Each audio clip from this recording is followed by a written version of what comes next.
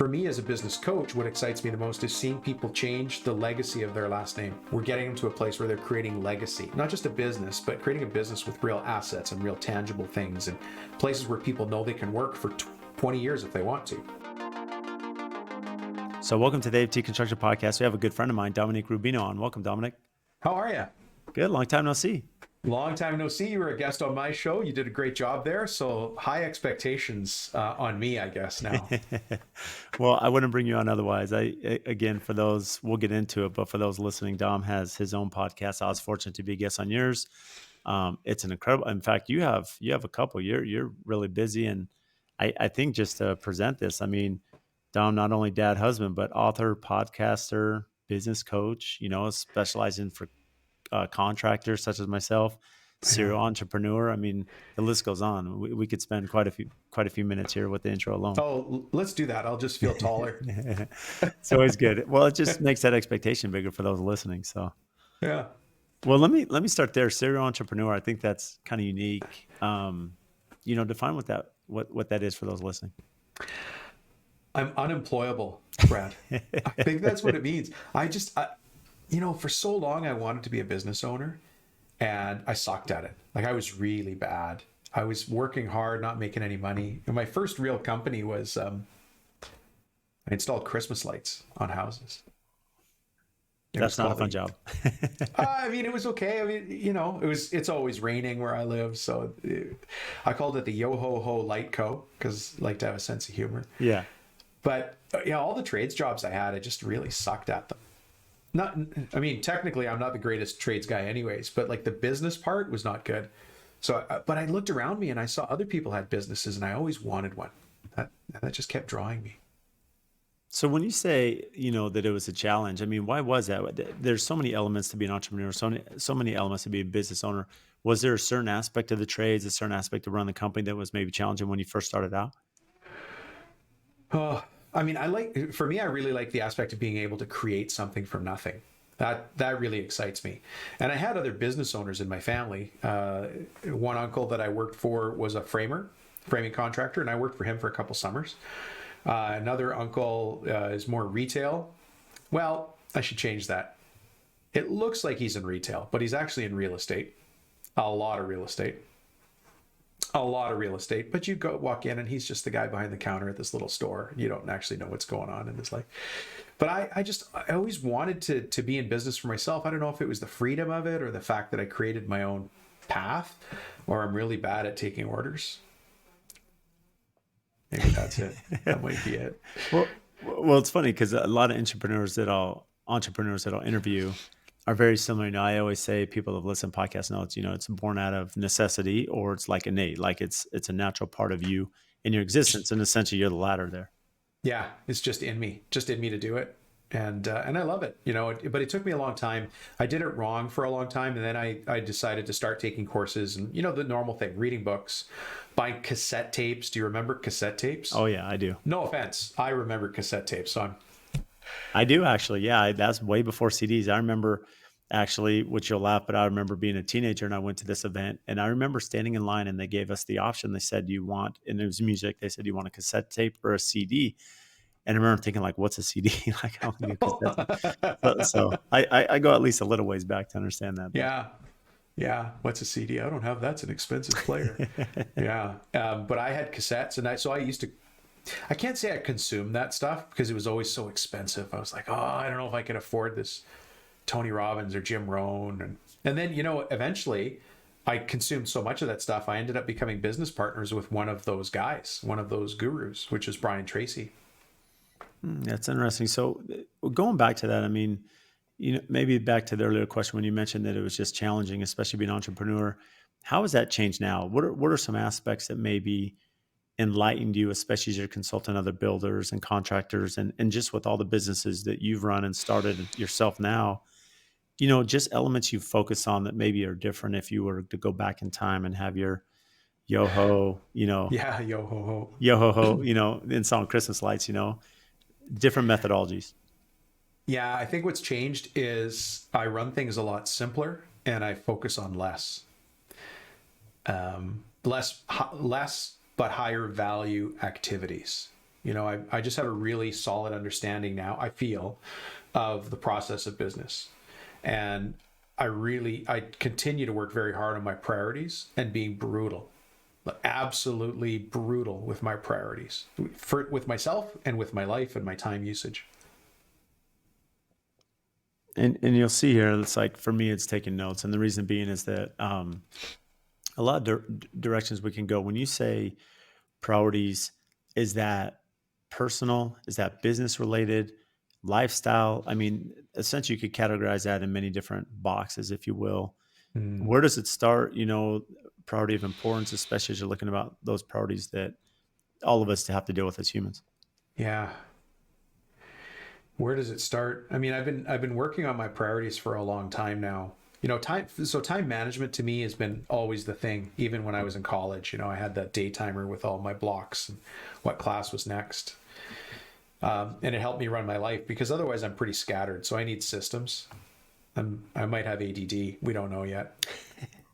Do you feel like having a pizza? I feel like, just change the subject. Squirrel. Squirrel. Excuse me. Sorry about that. But yeah, I've come to realize that time management is a lot like brushing your dog. It's just, you're never done. You're just never done. And understanding my priorities and revisiting my priorities every day, or as often as I can during the day, keeps me focused on the highest and best use of my time at all times. And when I came out of college, I went into sales for Sprint, the big phone company. Oh yeah. And it was a bullpen, but it was run really tight. Your priorities were prospecting and selling. Anything outside of that is going to get you fired. Just prospect and sell and you'll live. So I was there for 7 years and I did well. But they really honed you and trained us hard on working on your priorities, always being efficient and following systems. Now, it's interesting you bring up Sprint. Sprint Nextel was huge. I mean, that was, especially when I was leaving high school in the trades, that was massive. And I know a lot of people that work for Sprint Nextel, especially in the early 2000s, late 90s. I mean, this is an industry that was booming at the time. When you say that they're really organized and formatted as a company, things that you learned as an employee working for them, when you speak about systems and prioritization. Yeah. Numbers, the importance of numbers, the importance of time management. I mean, I guess we're coming back to that again, right? When I worked for Sprint, I was in the corporate office. So we were the blue suit, white shirt, red tie. It was almost a joke. We all had to dress the same. And we called on companies and sold them long distance services, which is a joke in itself because now long distance is free it's just free. But, we used to have like state to state calls were 25 cents a minute. And if you're a really big deal, you'd get them for 23 cents a minute. And that's what I was selling. And, that entire thing is gone now, right? There weren't even cell phones when I started, or there might have been, but they were the big Motorola thing, right? And then 1-800 numbers came out and that was big to sell. But our sales managers and our directors kept us focused on priorities. But the thing that I remember most about Sprint is they made us run our sales territory like a business. And that was ingrained in us. This is your business. This is your territory. What are you doing to drive it forward? So very much responsibility pushed back to us. It was my responsibility to do X or Y or Z. That's interesting. So as you think about that, just as a sales employee, right? Salesperson looking over your territory number wise, application to you as business owner, how does that make sense now when you think about how important the numbers are?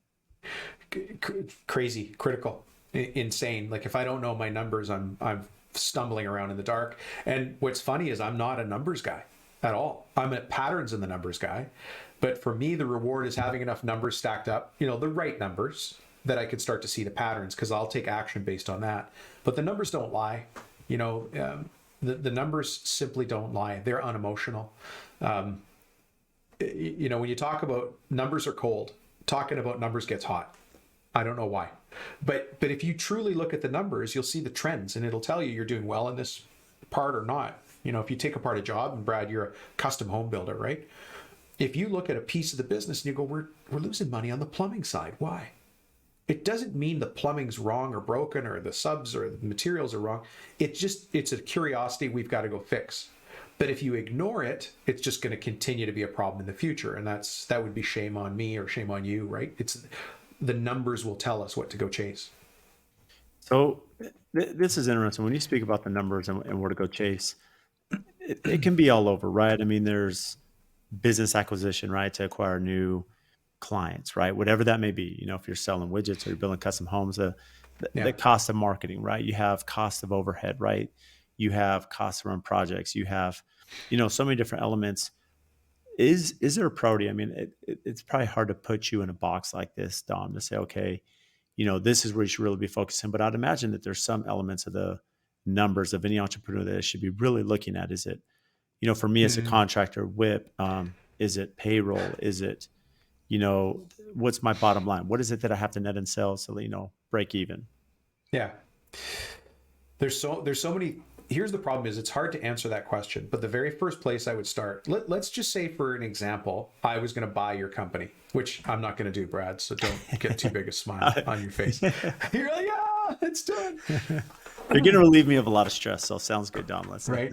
Yeah. But let's just use that as an example, right? So I'm the new guy coming in. One of the very first things I'd want to do is map out the business operations flowchart. And by the way, I know that makes me sound like the most exciting guest in the world, but that's what it is. How does business, not money, how does business flow in and out of our company? And it always follows the same format. It doesn't matter what business you're in.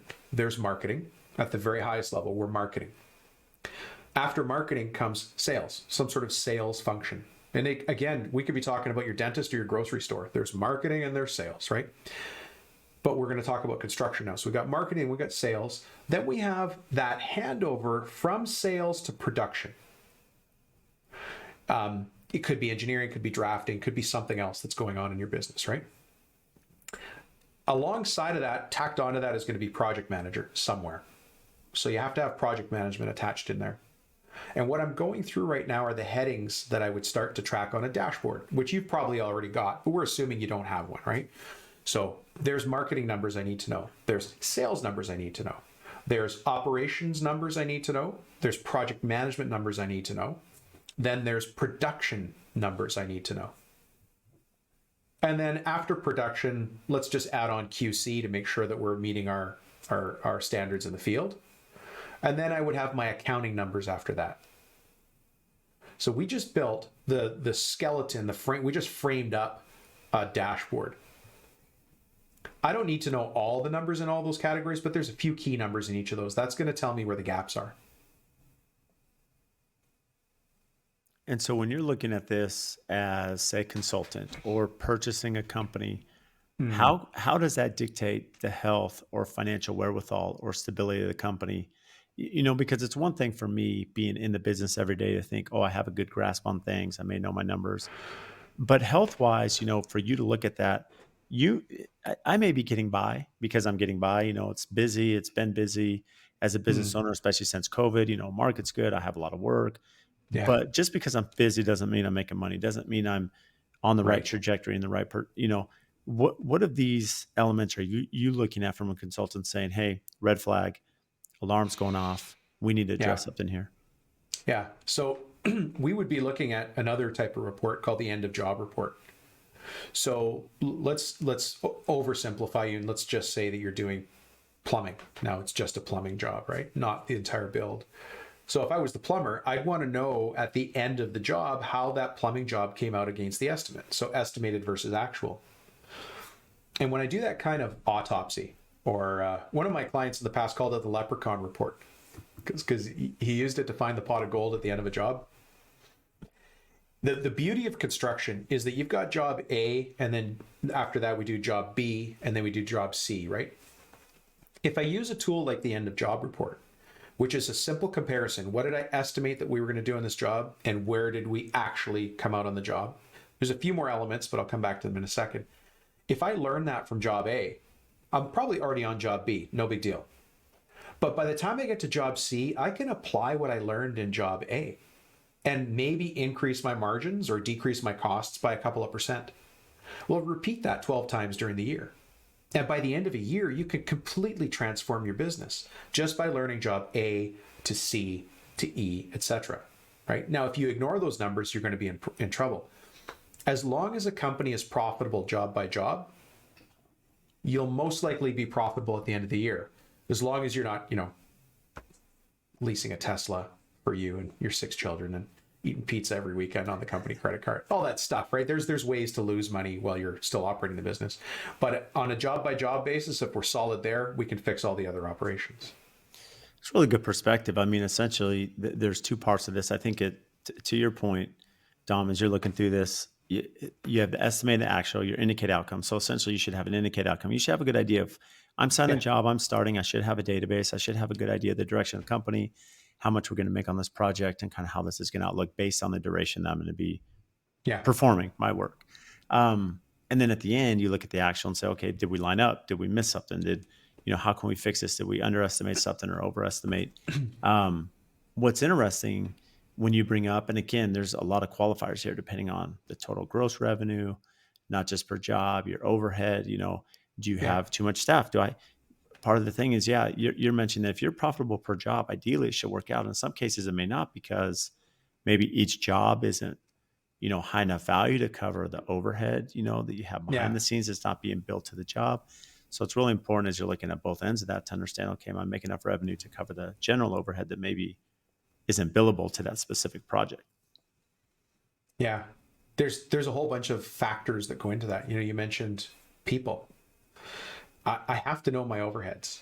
I have to know my billable hours. I have to know so many things. And if I'm going to come to buy your business, I'm going to have a period of due diligence where I'm going to be finding those things out. Because no offense, but I'm not just going to cut you a check and send you off to the Caribbean. We're going to have to do some due diligence, right? In that due diligence, I want to look at everything. I want to look at your leads, your conversion rate, how many customers you get, what's your average dollar sale, all the way things to operating costs and cost of goods sold. In a custom business, that fluctuates a little bit because it fluctuates with the job, but the numbers are just the numbers. And as long as I have a good grasp of those numbers, then I can figure out where the gaps are. But then there's the soft side of listening to people and watching what's going on. There's a very simple number I like to look at, and it's banker's math. You've probably heard this before, Brad, but it's revenue per full-time employee. Have you ever heard that number? I have. Yeah. I've heard that saying. Mm-hmm. Yeah. So it's not very technical. Your banker finally takes you golfing, and you're just about to go to the tee box, and he doesn't want to ask you what your revenues are, or this is somebody trying to get your banking business, I should say. But what he'll say is, Brad, how many employees you got? And you'll say 10. Now in contracting, we got subs and things like that, but just for simplicity, say 10. So before you even get to the tee box, he's going to say, so you got what? 1.5 million in sales, maybe 3. And then you go, no, we're closer to 2. Because he's doing the math that you should be doing 150,000 in revenue per full-time employee. And so now he can give you this bracketing. You're doing about 1.5, maybe 3 million. That's a huge number. But you come back and say 2, he knows you're healthy. If you say, geez, we are struggling with about 1.1 million, your revenue per employee is too low. It's way too low. And by the way, that number applies to our industry. If somebody's in medical, pharmaceutical, software, totally different numbers. They're bonkers. But in our business, around 150 per full-time employee is a good place to start. Just to start. Just gets the table set. Now, what's interesting about that, when you speak about revenue, there's a lot of factors in there.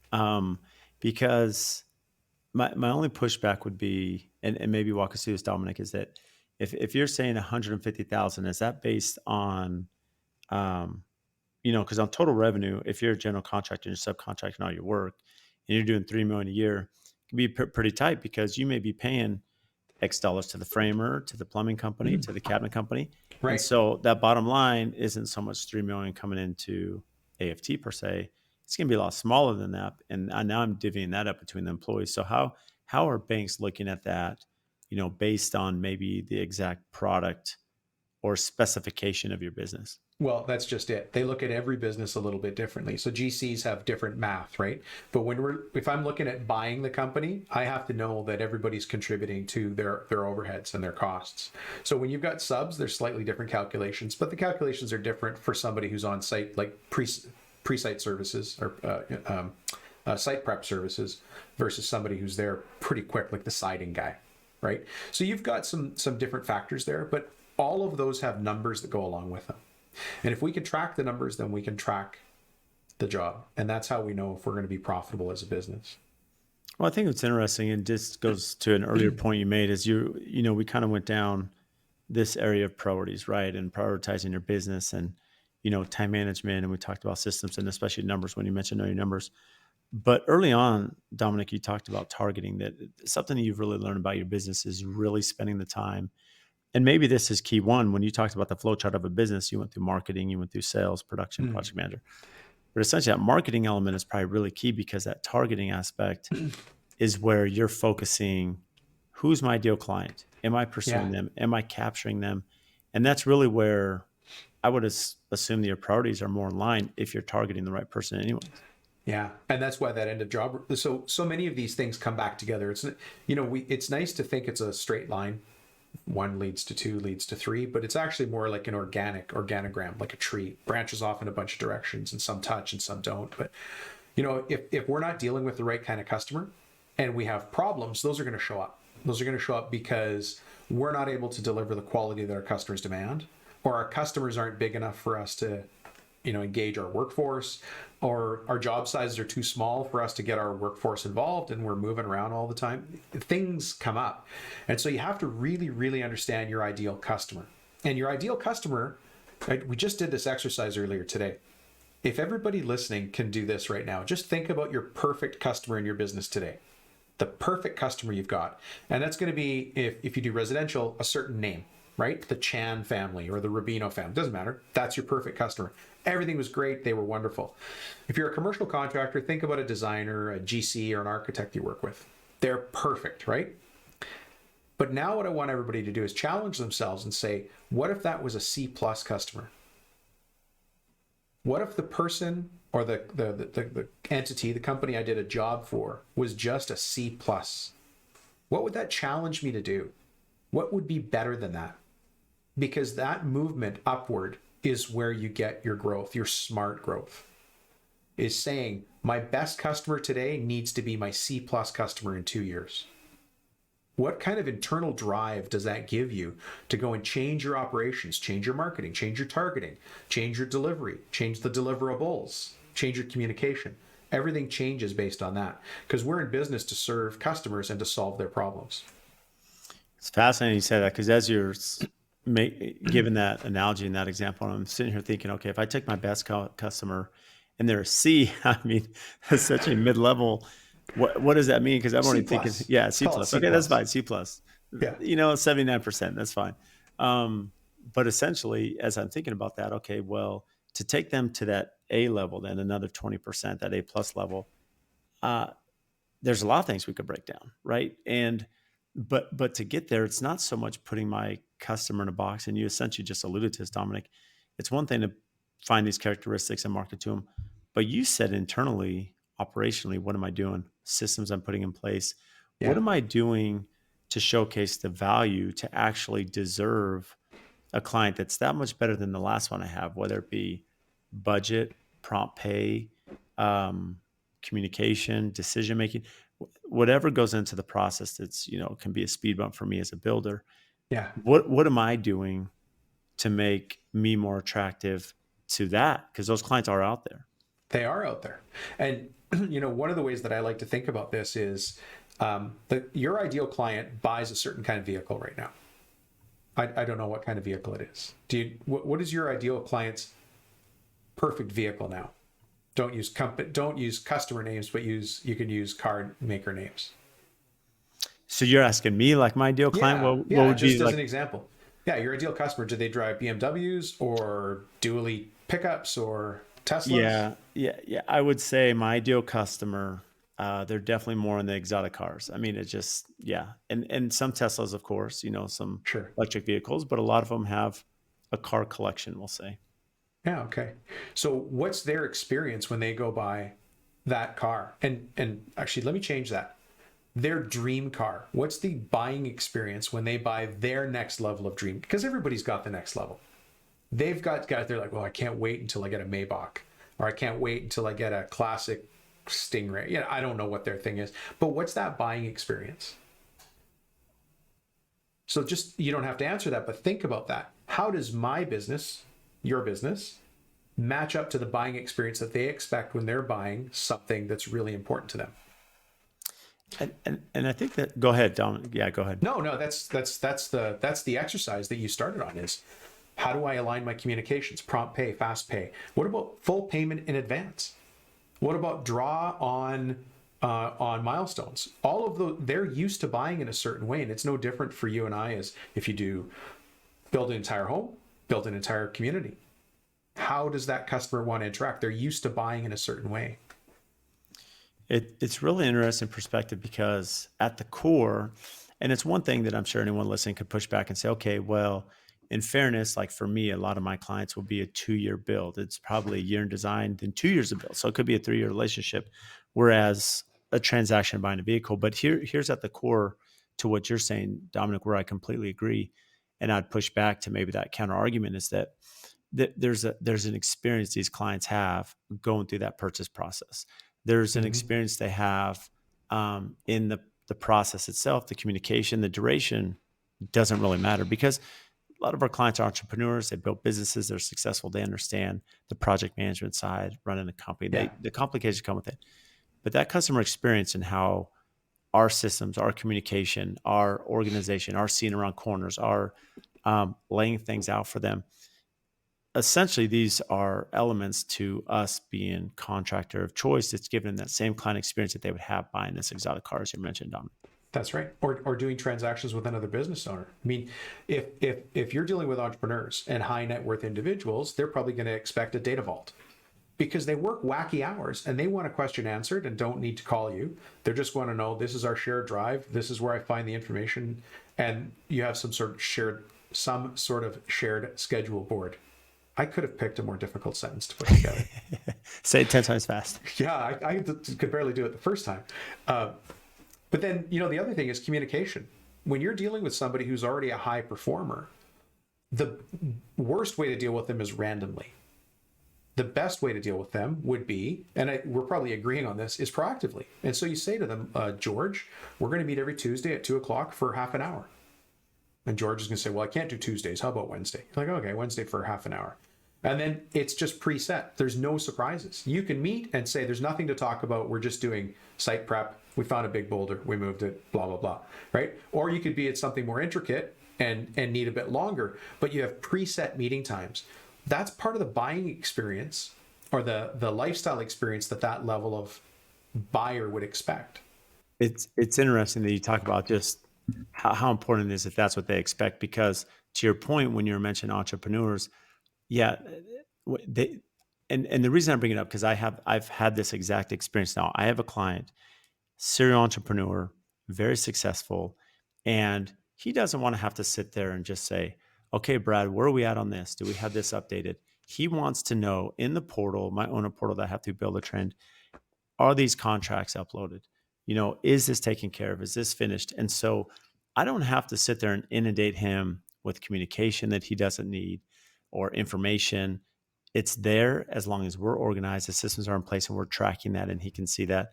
That's it. And it's not that he wants to micromanage us. It's just there's an element there that gives him his assurance with him investment, and he knows that, hey, we're on it. That's essentially most of our clients just want to understand they're hiring someone that can take the stress off them, build their project, and that they're not having to really get involved because they don't want to. Most of my clients don't want to unless they feel they have to. Yeah. My son is now 14, so he must have been 13 when he asked me the question. He's like, Dad, what is a business? I'm like, but a business is a thing that solves problems for other people, is finally the answer I came up with, right? A business solves problems for other people, and then we get paid for that. And so the problem that you would solve for a busy entrepreneur or a busy surgeon or the senior partner at an accounting firm is like, they've got a day full of problems already. Building their home, as an example, or I know you've got all sorts of listeners here, renovators. It doesn't matter what the trade is. This shouldn't be one of their problems. And the more that I can make my trade the least of their problems, the more my name gets passed around when they're all drinking with their pinky finger up, right? Right? You absolutely must deal with Brad over at AFT. He is the best. I'm channeling the spirit of Thurston Howell's wife from Gilligan's Island, but that's who you want talking about you. And it doesn't matter what level of contracting business you want. We always want to be moving upstream, right? Don't be a problem. Be the easiest thing in their life. And that might mean we have to change our contracts and agreements. We have to change our sales process. Have visuals that outline, this is how we build a custom home in Aspen. This is how we renovate a custom condo in New York City. Because they don't know. They might think they have an idea, but if I've got a visual that draws it out, I could literally point my pen and go, we are here right now. The next step is here. It's simple. Because people don't want to be surprised when their friends say, hey, how's your condo renovation in Brooklyn going? I don't know. I never talked to the guy. Should be okay. Nobody wants to say that. You feel silly.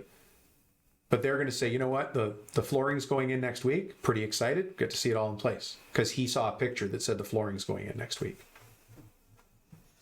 It's so funny that you're bringing up the visual aspect. The reason being is, truth be told, Dominic, we're in the process of rebuilding our website, and with the team as we're rebuilding this, and it's going to be, and I'm super excited for the release.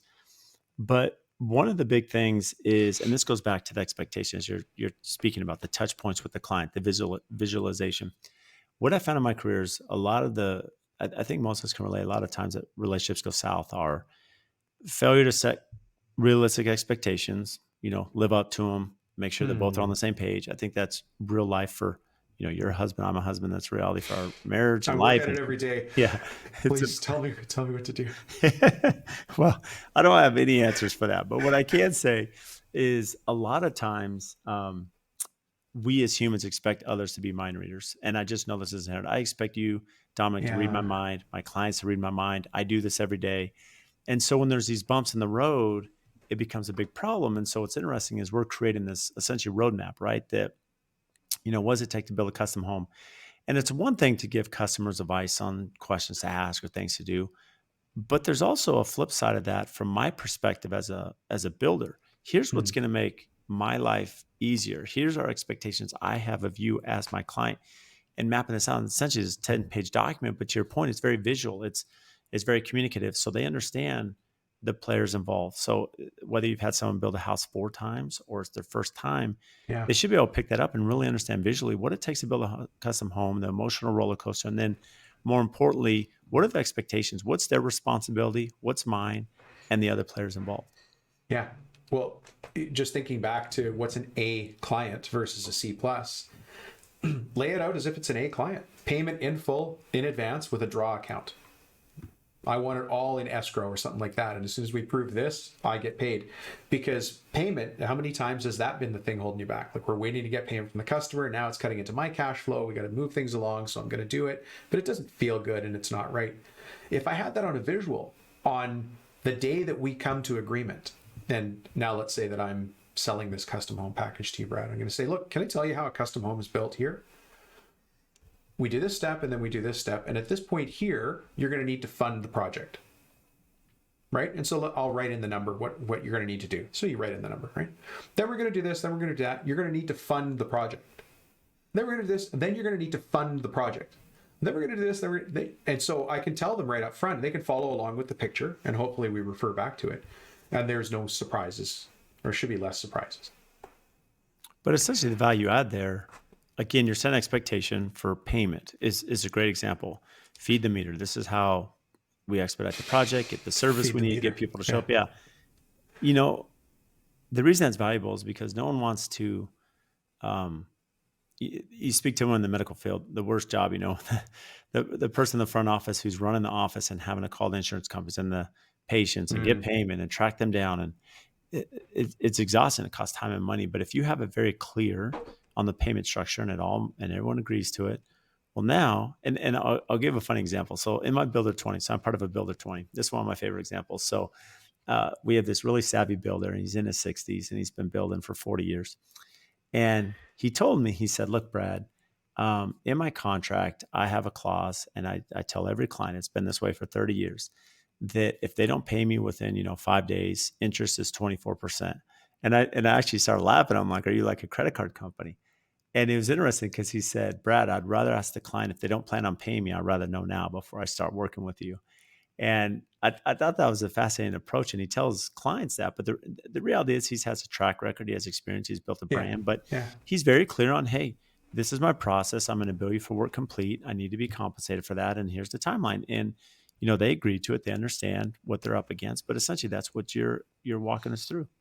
Yeah. And it's so much easier when we have the conversation up front. And the easiest time to have that conversation is the honeymoon phase, when they've decided on they're going to work with me. And let me just add, by the way, I don't have all the answers. I don't. I mean, I'm worried here because I answered some things. It feels a little too quickly. I am curious and I have a lot of questions. So we're doing some hypotheticals here. But what I would do definitely is have a solid sales and marketing I'd have a solid marketing and sales process. One of the problems that people come up with is they'll say that we have a collections problem or a feed the meter problem, right? No, you don't. You have a marketing and sales problem, because that's the stage before you have a feed the meter problem. So you're either attracting the wrong clients or you're attracting the right clients with the wrong expectations. Just going back to what you said. So I try to approach these things with more questions than answers. I've just seen situations before, so I can give you those examples, but everybody's company is different. And it might not work the same if you're doing smaller kitchen and bath renos than if you're doing large custom. But I'll tell you what, the basic structure is exactly the same. Yeah, I think I'm going to push back in this way, Dominic, in a good way. Okay.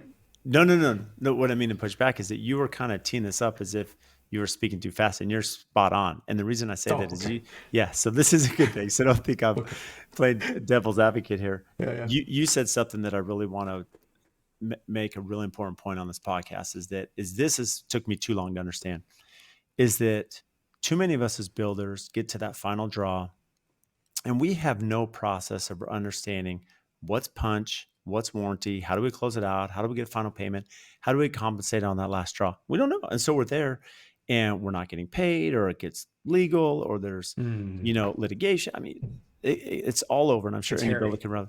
Yeah, but you made the most important point thus far, is that you circle back and you said, it's not, a completion problem. This is day one marketing sales problem.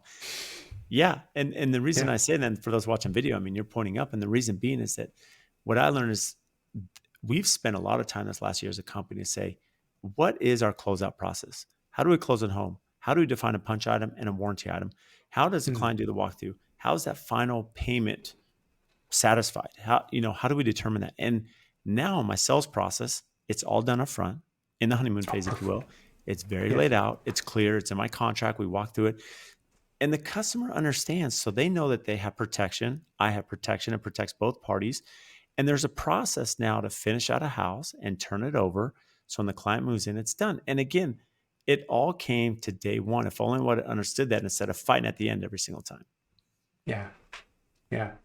And it's pain. That's what experience teaches you. But you also have to go back and have the humility to say, let's go fix something. You probably don't have a collections problem. You've got a marketing problem. That was hard. Listen, I had that problem. I know I took a job once painting an apartment building for a guy. And I knew every single step of the way I should not do business with this guy. There was no surprises at all coming from him. If anything, he was the most consistent business person in the transaction. And I was the idiot who said, yeah, I'll paint that for you. And of course, when did I don't even know if I ever did get paid. I mean, it was horrendous, but I did it to myself. I did it to myself, and I knew every step of the way. And so what did I have? I had a marketing problem because I got lazy and I didn't go market. I took the job that was in front of me. I'm still mad. Well, it's funny. There's that old analogy. I won't spend a ton of time. You pick up the snake and you carry it across, and then it bites you at the end and say, well, you knew what I was when it picked you up.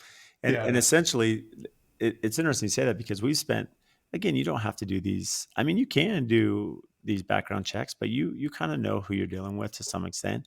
We've done research for sure on clients to see, hey, is this a litigious client? Are they involved in a lot? Are they defendants? Are they plaintiffs? You know, Oh, you're going it deep there. definitely, Yeah, yeah. yeah, it definitely plays a role, and depending, because the reality is it should be a two-sided street. I mean, we do have to be careful. I think most of us are early in our careers. You mentioned painting. You're going to take whatever job you can get, but essentially you're trying to elevate your business to the systems, the Yeah, prioritization, and as you mentioned, just targeted approach. yeah. It's a lot of this comes down to running your business on purpose. Like just being really proactive about things, which takes us back to the numbers that we were talking about before. Somebody listening might not know what numbers to track, but if you just go through those basic elements that we've talked about: marketing, sales, operations, production, project management, figure out and just rewind this episode and just tell me 2 or 3 numbers in each category that you think you should track. You're already doing more, I would say, than most business owners ever will. I love that. Now just stick to it, track them. Running your business on purpose. I think that's pretty wise advice right there. Yeah. So Dominic, let me ask you this, especially your experience running a lot of businesses, serial entrepreneur, consulting a lot of business owners. Are there common mistakes? Are there common shortcomings they have that cause businesses to fail? Yes. I would say the consistencies I see is a lack of a plan. So business owners with no lack of energy or no lack of drive, but moving through improving their business in fits and starts. Instead of having a solid strategic plan that becomes a source document that you look back on, you shoulder check all the time and say, are we doing what we initially set out to do? And you said you're in a builders group. What's it called? Builder20? Builder 20, yeah. Yeah. I'm not familiar with them, but Sure. I wonder if... Yeah, I'll explain it just so you can understand. Yeah. So essentially, it started in the early 1990s, 1994, to NHB, National Association of Home Builders. And really what it is, you have 20 builders in non-competing markets. The reason they're non-competing, there's a few reasons, not just because you're sharing financials, but you have to make sure that you're not cornering the market, right? I don't want to partner with, 20, 30 builders in Phoenix. There could be some antitrust, based on clients and suppliers stuff. But essentially, I have 20 builders all around the country. We're in markets we don't compete, we don't align. And so we share financials, we share profitability. As you mentioned, we share per job, how we did on this job, how we're doing as a company, Incredible. what we're paying employees, litigation issues we've had, as I mentioned, closeout systems, what software reason. So essentially, I mean, twice a year in your auditing, I have essentially 19 people that make me accountable, have me set goals, and are bettering my business. We do it for each other. And then if I need something, pick up the phone. Pick up the phone, send an email. Hey guys, how are you doing with this? Bam, 19 emails back. Here's how we've dealt with this in the past. Yeah, pretty incredible. Is anybody in your group using a business planning system like Traction or Rockefeller Habits? EOS, you might call it EOS. EOS is the term I've heard, and I think 4 or 5 of our builders are doing EOS, which is more of a common, in fact, some of my peers here and like subcontractors are really involved. I just went golfing with one of my trade partners who's really involved with EOS, and their EOS rep was there with me. Yeah. So I live inside that EOS system. Interestingly, so I've the 2 notable businesses that I built and sold. The first one I built on the Rockefeller Habits system, which was written by Vern Harnish. Vern Harnish also started EO, Entrepreneurs Organization, which I'm a past member of, and I still love it. I'll be back very soon. But then Gino Wickman wrote Traction, Get a Grip on Your Business, which is called EOS, the Entrepreneur Operating System. That's the mistake. This goes back to the answer to your question. If there's a gap I see in the market is people running a business without a plan. And I have to add a little bit to that. I'm not talking about a business plan that you have some university student write and they put it in a leather binder and you put it above your desk and never look at it. I'm talking about a living, breathing strategic plan that you shoulder check every 2 weeks. You're looking back at that thing and saying, are we on track? That's the world I live in. And so with the business plan, especially, and not the business plan, but when you're mentioned, are you on track? Um, are there components to that plan when you say running your business on purpose? I know we broke down the flow chart based on health of the company, but from a systems organization aspect, what does that look like? Does that have to do with personnel, definition of roles, right? Systems, project management software? Yeah. Just some examples there. Yeah. So it's funny you say that. So think about a wheel, and the wheel is split up like a pizza. Maybe I should say think about a pizza, because I could start there. So think about a pizza, and it's split into those triangular shapes. Each of those triangular shapes would be your score. Let's say 0 would be the middle of the pizza, and 10 would be that outer edge crust. So in the areas of people, process, strategy, cash, execution, issues, information, all of those would be pieces of that pizza. How would you rate your business? Let's say on data and information. Are you a 5 out of 10? Are you halfway up towards the crust? Or are you really low on that? Understanding where your business is and all those components gives you a really good sense of where you need to get to next. I love that. And then, as I take this a little bit further, we talked about why businesses fail, which you mentioned, but let's talk about the flip side, especially you being business owner, entrepreneur, having worked with so many companies. What excites you most about business? Making something out of nothing. That's what excites me the most. For me as a business coach, what excites me the most is seeing people change the legacy of their last name. That I love. Like I'm yeah, this is going to go in a weird direction, Brad. Okay. When I was a little kid and I said my prayers at night, I always prayed for wisdom. I don't know why. I don't even think I knew what it meant when I was a kid, but I always wanted to be wise, not smart, not anything. I just wanted to be a wise person and have that ability to step back and have the greater perspective. And so when I show somebody else through coaching how to have that perspective on their business, like how to put a system like EOS in place and use that to get run the business predictably, to me, that's wisdom. That's what excites me. So it doesn't matter what trade they're in. That it's not that I don't care, but that's irrelevant. What's more relevant to me is the person behind the business and what they want to create. And more often than not, we're getting them to a place where they're creating legacy, not just a business, but creating a business with real assets and real tangible things and places where people know they can work for 20 years if they want to. That really gets me. I can only imagine from your perspective, when you speak about legacy, that's your legacy too. I mean, Dominic, your Yeah, legacy is have an influence on all these different companies become successful. It's like having senior kids kind of grow up and be really it's successful true. and, Yeah, and go up on their own. yeah. I can only imagine the joy and satisfaction, that's giving you on a daily basis. Guilty as charged. It's my goal is that when I die, the church is packed and overflowing. I'll never be there to see it, but I'll be choked if it's not, because it means I've wasted everything I've done. But if people, have you ever heard the saying, I want to be the kind of person people cross the street to see instead of cross the street to get away from? Yeah, I want to be the guy that people cross the street to say hi to, not that they try to get away from. And so now take it a step further, because you mentioned priority going back to your time. And the reality is, as a business coach, as a business owner yourself, all these different, time constraints that we all have, right? That's the biggest constraint we all have is time. Yet you still find time for your podcast, for all the different services that you offer. Why do that? Why did you start the podcast? Impact your business, all the benefits from it. Yeah, it's going to be a little more insightful than you thought in that question. But I've been a business coach since the year 2000, so 23 years now. And part of being a business coach, at least from my perspective, is being a good public speaker, being a good presenter. But I've spent most of my career traveling, and I don't want to travel anymore. As a matter of fact, I sold one of my companies because I was away from my family too much. And at the end of the day, that's why I sold the company.